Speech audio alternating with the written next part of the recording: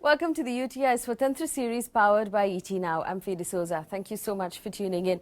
In our continued effort to make your investments smarter, this week we're going to look at the common mistakes that investors make when looking at mutual funds and how you can avoid those mistakes. Now remember, if you have any questions, tweet them out, #InvestKaro, or you can find all of our information on the website indiainvestkaro.com. I have two experts in the studio with me. I'm going to do a quick round of introductions. Mr. Hari Ganesham Kamath is an independent financial advisor. And Swatantra Kulkarni is also an independent financial advisor. Gentlemen, thank you so much for coming in. I want to first start off by asking each of you, in your opinion, what is the most common mistake that an investor makes when you sit down with investors and talk to them? I'll start from the birth of a person. See, when the child is born, we always recommend that the child's saving bank account should be open, which is not done. Usually, in our customs, child get a lot of money during first 5 years, but it is not invested. Either it is locked in the cupboard of the mother or the parent, or it is spent. It gets merged with the family budget. Yes. We celebrate first birthday, second birthday, fifth birthday of the child. We spend a lot of money. But never a thought comes to the parent's mind to save at least 10% or 20% of this money for the child's future. They don't realize the cost of education, the inflation of education, the inflation of medical. Nothing they don't realize only. See, basic what I have noticed all these years is people don't understand what is savings and what is investment. If you ask people, they say only saving means income minus expenditure is saving. Now, where this is invested, whether it is a proper right investment, that people cannot identify. A lot of times the fixed deposit is the go-to, isn't it? Yes, fixed deposit people prefer because, see, I'm an old-timer. Even I have committed these mistakes. So I'll be speaking on more via what I have committed during my lifetime and how I have improved. Actually, for all of our viewers who've made this mistake, and we all have at some point in our lives where we've managed to save, but it's either just piled up in our bank accounts or we've just moved into a fixed deposit. What is wrong there and how can we rectify that situation? Fixed deposit is still, we recommend, okay with those people who don't want to take risks. But there are, in mutual fund also, we have got schemes which are like a fixed deposit. So what I have been doing is, I bring people first to the liquid funds. From liquid fund, I slowly educate them and bring them to the debt fund. Right. From debt fund, I shift them to the balance funds, depending upon the age of profile of the client, and then equity.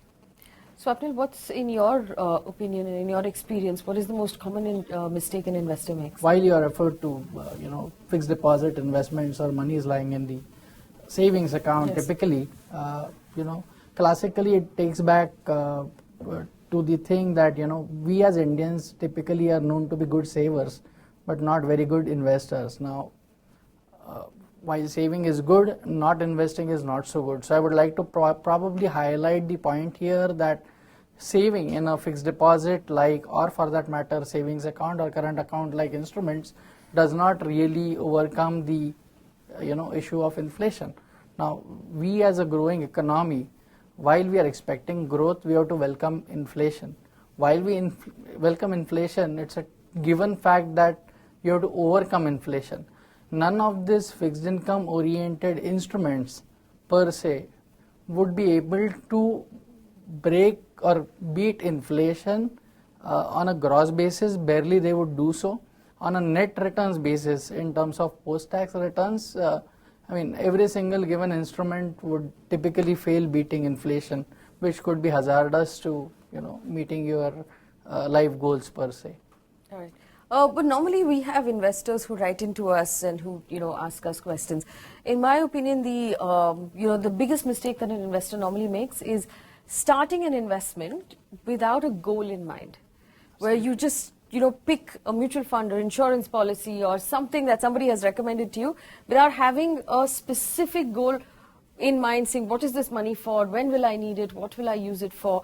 How important is it to have that goal in mind? I'll start with Hari. See, during the lifespan, there are different types of goals. There are short-term goals, there are long-term goals. Short-term goals, usually we don't recommend to go for a equity base or too much in equity. Because I have come across in my period, there's people who have retired and without proper advice or proper conversation with the financial planner, they have invested the money in equity-based schemes. And whereas this money was required for the marriage of the daughter within 3 years or 4 years. The financial planner was not aware about that, or it was not disclosed to him. Because the market was on a move, this guy invested, and when the marriage was fixed, the market was not favoring. So instead of increasing his wealth, he was short of the funds. All right, so it's important to have a financial goal. How does one set your financial goals? It's a derivation of what is the inflation adjusted future value of your goal. There it starts. I mean, typically in our country, wherever we go, people tend to ask us which is the best investment or which is the investment which would fetch the highest return. Now, let me put in an analogy here and ask all of you a question. If I were to ask you to derive speed, not having told you the distance and the time in which I would cover it, would you be able to gauge the speed? The answer is no. In order to know the distance, one has to derive the future value or the inflation adjusted future value of the goal. One has to know the timeline over a period of which it has to get achieved, and thereby then choose upon an instrument which is prudent or apt to help achieve your financial goal. Let's take a few questions. Does anybody have a question? Yes, go ahead. Since from the start I'm seeing that you're talking about the child being born and you investing the money. Now, how about looking at an investment instrument like Public Provident Fund and Sukanya Samriddhi scheme, which has just come in right now? Is it a good option to invest into that for a child? Keeping in mind the returns are not, it's around 8.5 to 9%, point number one, and the time horizon is above 15 years. So, how good is it? I'll definitely not advise you to go for a PPF or Jeevan Sukanya, because the returns will be, as you said, 8 to 9%, and inflation is much higher than that. So, but secondly, because your time horizon is 15 years, okay, I will advise you to go for definitely a scheme which is either a balanced fund, equity oriented, or full equity. See, 15-20 years back, we were not having proper proof to prove that equity-based savings are better than PPF. Now you have got data. With the data, there is so much variation. Suppose you are going to get X money in PPF, here you are going to get minimum 7 to 10X. See, also the other question is, if I have saved for my child for 15 years and the year that I'm going to use the money, the market crashes. And so then I lose that value. That's a risk as well. What possible solution will you offer for that risk? Well, I think periodically reviewing and rebalancing a given asset class would be critical here. What I mean by that, I'm taking here an example of a 10-year goal. Let us say I've invested in an equity-based mutual fund scheme, or for that matter a balanced scheme over over 8 years, and I have achieved 80 rupees of value. My aim is that of achieving 100 rupees at the end of the 10th year. Here, as she rightly pointed out, how would I look at it is, I would review in here, rebalance it into fixed income, wherein the instrument fetches me 8% net of tax return. Thereby, over the next balance remaining 2 or 3 years of my goal, I achieve my value of 100 rupees. Thereby, I am safeguarding my goal very much well in advance, courtesy the uplift I have got through the equity or balanced mutual funds, and moving on to the debt category once I have helped achieve my goal or it is in permissible limits. Actually, putting this simply, what it means is that if your goal, now if you were to start today, and like Hari pointed out, your goal is only 3 years away, then you should technically be in an equivalent of a fixed deposit because you don't want to take any risk. If you go past 3 years, 10 years or 15 years, then the biggest risk there is inflation, which means you have to lean towards equity. But when you're coming closer to your 15 years goal, so after 12 years, when that goal is only 3 years away, you've now reached that window where you have to start moving into a fixed deposit. So you start periodically every month, every couple of months, you take out some money, you move it away into a fixed deposit so that while you reach that point where the money is needed, all of the money is in the fixed deposit and there's no risk associated with it. All right, it's time for us to take a very quick break, but when we come back, more questions from our audience. Don't go anywhere.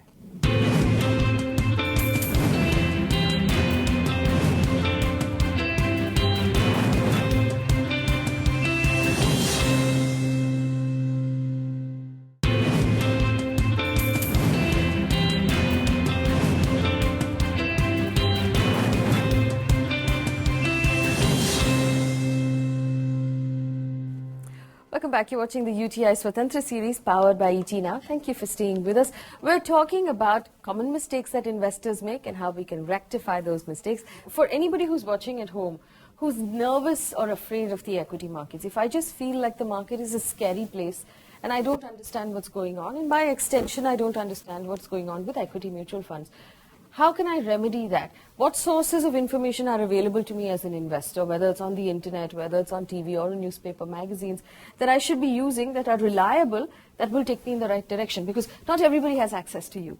In a country where we are obsessed with fixed returns, it is more to do with probably lack of information, despite whatever steps are being taken by SEBI, or for that matter AMFI, which is the governing body for the Indian mutual fund industry. I think we as an industry as a whole have to educate people about several risks associated with, fixed returns kind of instruments, inflation, the wonders equity as an asset class or balance funds as an asset class can do to your investments, provided there is a plan to help achieve those goals.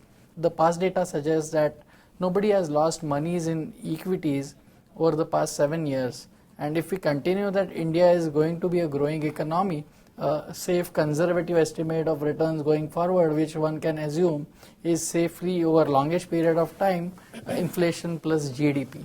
You were going to say something. See, presently what I would notice is people commit mistake, and most of the financial products are purchased from relatives, friends and influential people.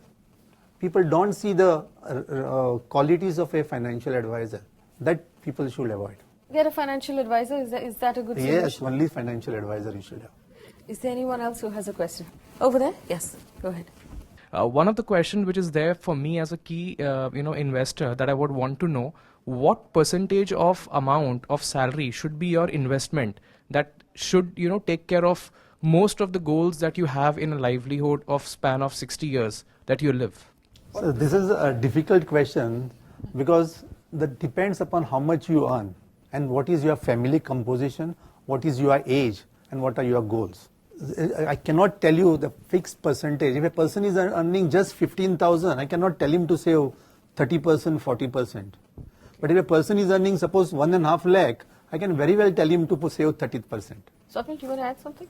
Save whatever you can save. Yes. Analyze the requirement and thereby identify the instruments and grow the investments or the savings as you grow in life, taking you closer to help achieve your goals. Anyone else? Yes. Why don't you suggest us for one family who has just child of 2 to 3 years and another family who has already well married, had 30-40 years. So what kind of plan they choose and how much they can invest, in which plan, in which mutual fund that is the best in the market. So that will help us with this medium. Okay, so if I have a child of 2 or 3 years, what mutual fund would you recommend for me? So your time horizon is around 15 years and above.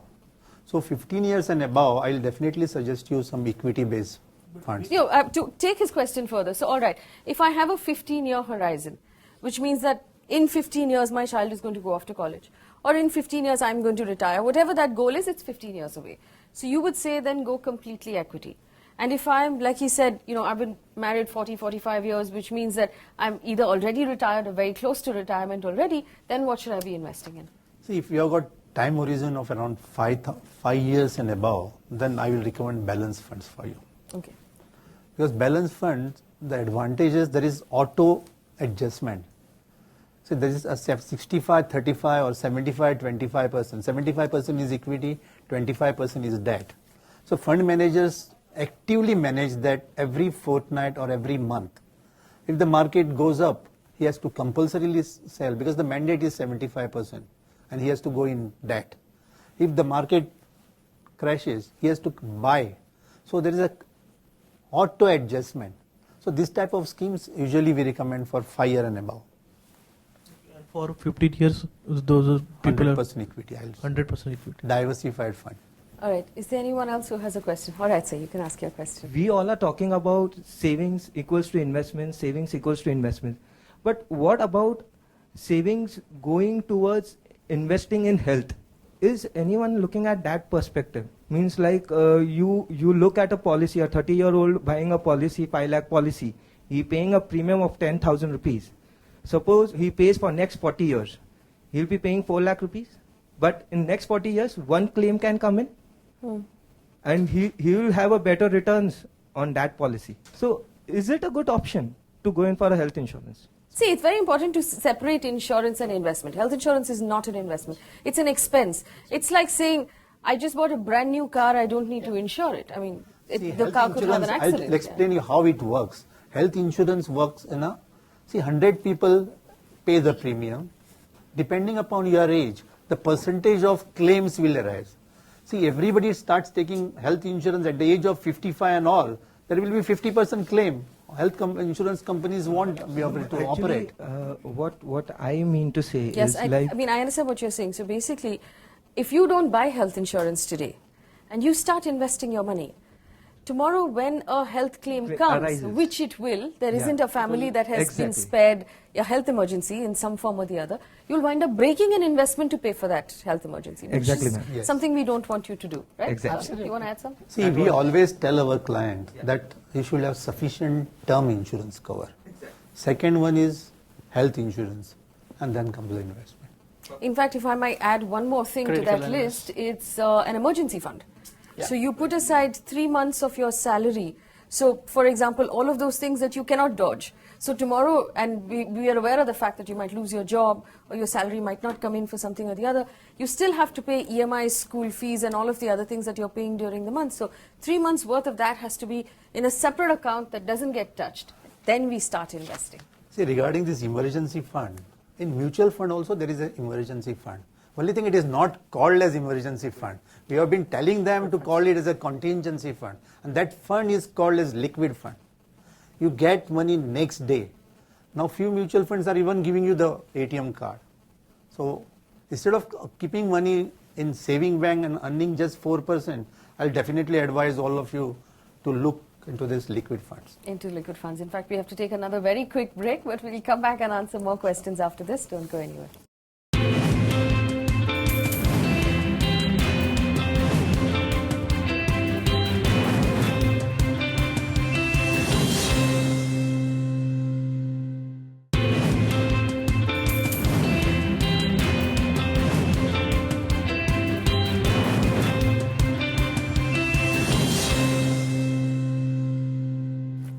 Welcome back. You're watching UTI Swatantra series powered by ET Now. Thank you for staying with us. We're talking about the most common mistakes we make as investors and how we can rectify those mistakes. I have another question from an audience member. Go ahead, sir.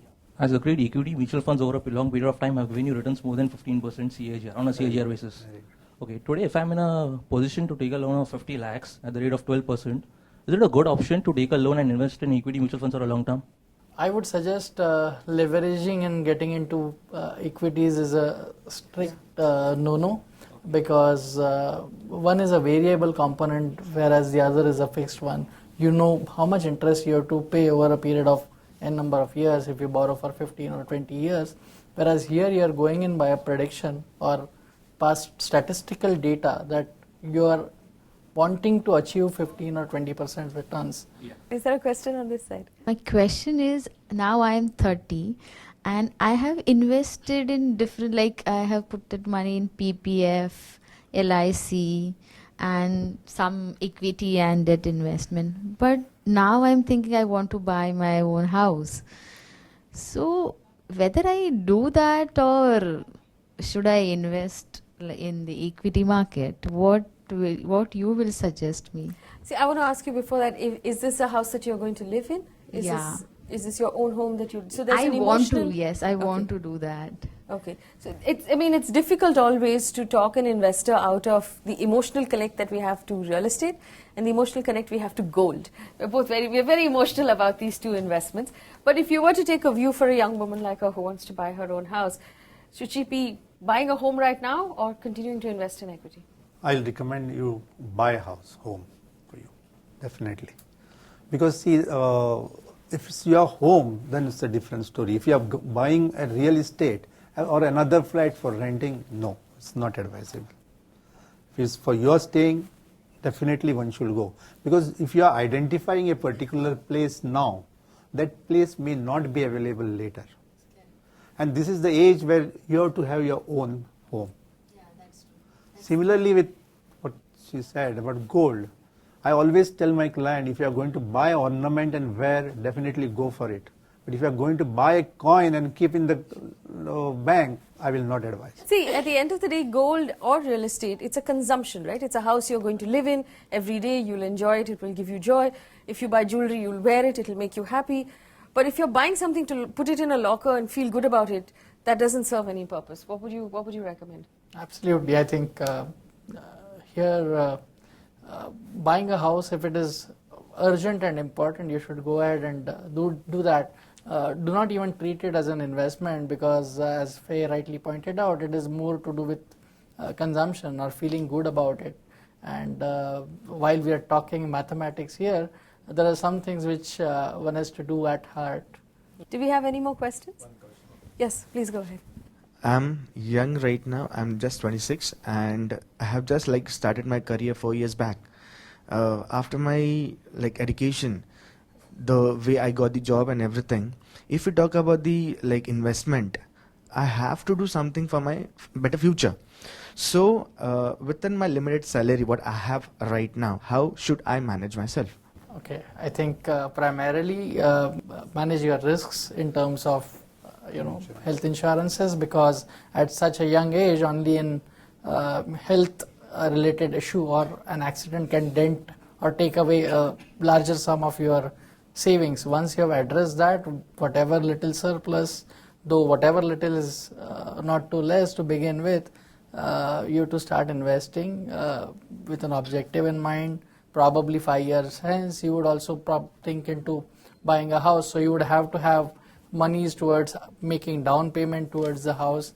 Subsequently, you will start in family. It's always good to begin early. Compounding is the 8th wonder of the world, and at such a young age, it would lead you into very nice returns. Hari, a lot of times investors think that I need to have a certain amount of money before I can start investing. You don't. You can start at 500. So even if he can spare 500, what advice would you give him right now? 500, I will advise him to go for a diversified equity fund per month.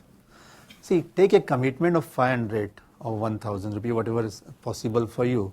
But as and when, you might be receiving some bonuses and all, no? Top up. Actually, at the current stage, if I talk about my salary and if I'm talking about my saving, basically I save 11,000 rupees, okay, and I invest that into RD, that is recurring deposit, okay. So apart from this, I have no idea how I can go ahead with, okay, but I'm trying harder for that I am keeping my 11,000 rupees aside. And apart from that, I had a medical policy as well, where yearly some amount goes in that.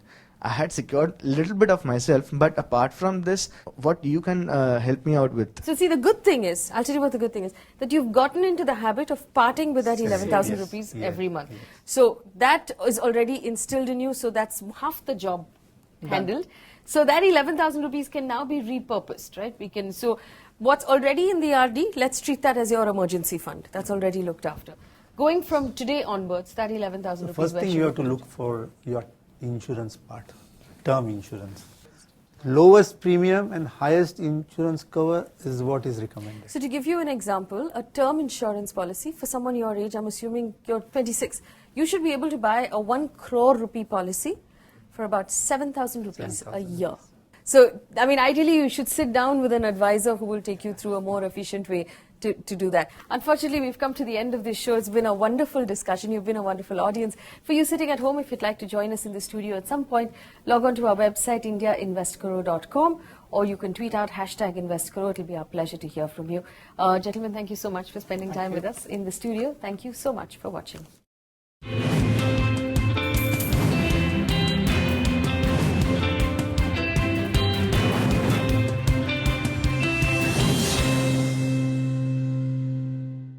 Brought to you by UTI Mutual Fund. हक एक बेहतर जिंदगी का.